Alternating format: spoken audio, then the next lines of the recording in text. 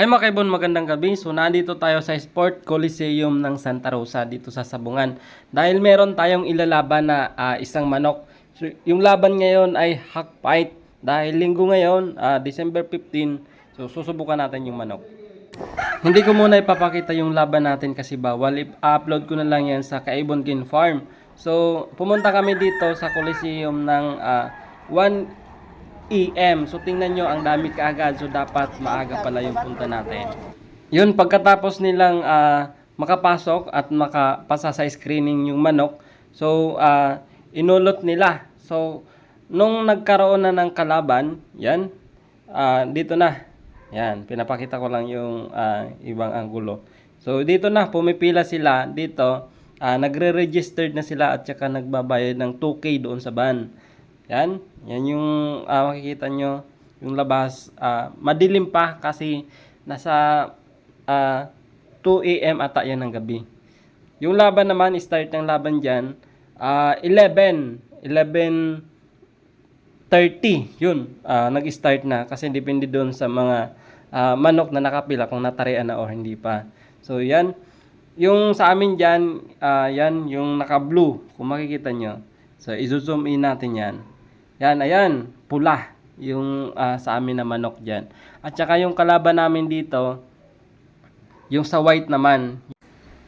So ito yung naka-white, talisayin yung kalaban ng manok namin. So yan, si Sir. So shoutout sa iyo, Sir.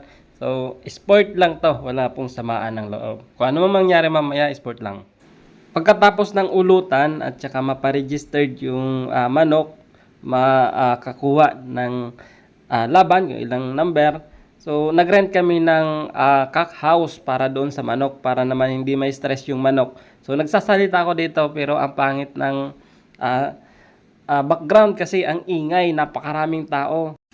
Yung purpose ng cock house ng pagrent namin ay para hindi may stress yung manok, nasa condition pa rin. Kasi kung ilalabas natin yan, possible na meron dyan malason. So wag natin iiwanan yung manok, lalong-lalo kung nasa labas. Dito, medyo matagal pa yung laban namin, kaya naman ngayon, pinapakain muna yung manok. So, dapat sa manok, kapag ilalaban nyo na, control sa tubig, huwag masyado matubig. Yung wag masyado papainumin ng tubig, siguro mga 3 o 2 lublob ng ulo, so pwede nyo nang tanggalin. Dahil mamaya pa man, 54 pa yung number namin sa laban, pinapakain muna ng kapatid ko. At saka yung ipot, ayun, dinadakot para hindi kumalat doon sa paa ng manok. So yan, pinapakain muna.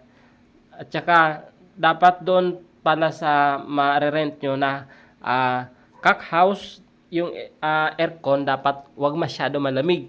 Makakapekto kasi yan sa manok kapag malamig masyado. So sa kapatid ko, sinabi ko, ilagay lang sa fan para naman parang electric fan lang yung buga. Kung gusto nyo malaman mga kaibon yung laban namin, kung anong result, mag-visit lang po kayo sa Kaibon Kin Farm. So i-follow nyo na rin para dumami tayo kasi bago lang yon. So pupukusan ko yon na makaparami tayo ng follower. Baka sakaling umabot tayo ng 1K, so makapagbigay tayo ng palahi namin dito. So supportahan lang tayo mga kaibon.